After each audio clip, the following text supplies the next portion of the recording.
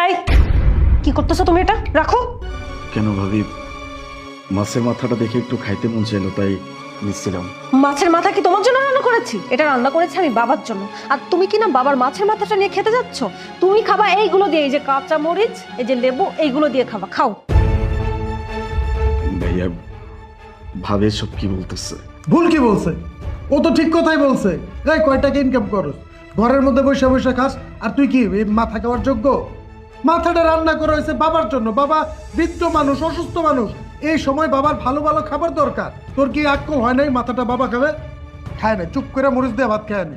বাবা, আমি কি খুব বেশি অন্যায় করে ফেলছি? সবাই এভাবে কথা বলতেছে, তুমি কিছু বলবা না? ওরা তো ঠিকই বলেছে, বলবে না কেন? এই বাড়িতে তো তোর ভাত খাওয়ার যোগ্য নেই, মাছের মাথা তো দূরের কথা। তুই তো বেকার, বসে বসে খাস, লাফাঙ্গার মতো ঘুরিস, কোনো কাজ কাম তো করিস না। এই যে আমার বড় ছেলে কত পরিশ্রম করে টাকা পয়সা উপার্জন করে, এই সংসারটা চালায়। কে তুই চালাতে পারিস না? এই বাড়িতে তোর ভাত খাওয়ার যোগ্য নেই। এই যে দেখ, এই যে আমার বড় ছেলে, কখন কি লাগবে না লাগবে আমার, ও সবসময় এনে দেয়। এই যে আমার ওষুধ লাগবে, ফল ফলালি, এটা ওরা সব কিছু কিনে দেয়। ও সবসময় খোঁজ খবর নেয়, আর তুই তো আমার কোনো খোঁজ খবর নিস নে। আসলে আমার ভুল হয়ে গেছে, তোর মতো ছেলে আমার জন্ম দেওয়া। আমার একটা ছেলেই ভালো ছিল। যাই হোক, এই মাছের মাথা খাওয়ার যোগ্য তুই না। ওই যে নে, মরিচ দিছে না, মরিচ দেখে উঠে যা। বুঝতে পারছি, আমার যে মাছের মাথা খাওয়ার মতো যোগ্যতা হয় না, এটা আসলে আমি বুঝে উঠতে পারিনি। ঠিক আছে, সমস্যা নাই, আমার পেট ভরে গেছে। এই মাছের মাথা আমি সেই দিনই খাবো যেদিন আমার যোগ্যতা হবে। খালি আছে তেল। বাবা দেখছো, মাছের মাথাটা তোমাকে দিতে চাইছে, ও সহ্য হয় নাই, রাগ করে চলে গেল।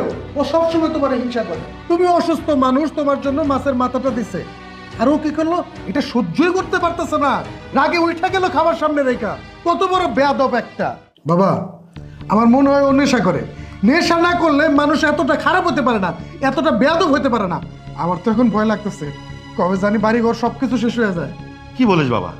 বাড়ি ঘর দিয়ে শেষ হয়ে যাবে মানে? বাবা, আমি আপনাকে বলছি, ও যেভাবে নেশা পানি করা শুরু করেছে, কি জানি কখন নেশা করার জন্য এই বাড়িঘর সবকিছু বন্ধক রাখে। আর বাড়িঘর যদি একবার বন্ধক রাখে, তাহলে আমাদের সবার রাস্তায় নামতে হবে। কি বলছো বৌমা? তাইলে এখন উপায় কি? বাবা বাবা, উপায়টা আমি বলতেছি। তুমি এক কাজ করো, তোমার যত সম্পত্তি আছে বাড়িঘর সহ সবকিছু আমার নামে লিখে দাও, তাইলে ওই আর বিক্রি করতে পারবো না। আর ওর ভাগে যেটা পায়, ওই যদি ভালো হয়ে যায়, নেশা পানি বাদ দেয়, তখন আমি ওরা দিয়ে দেবো। না, কথাটা ঠিক বলছিস। আচ্ছা যাই হোক, আমি এই বিষয়টা ভাবি চিন্তে দেখবো। আচ্ছা আচ্ছা, ঠিক আছে।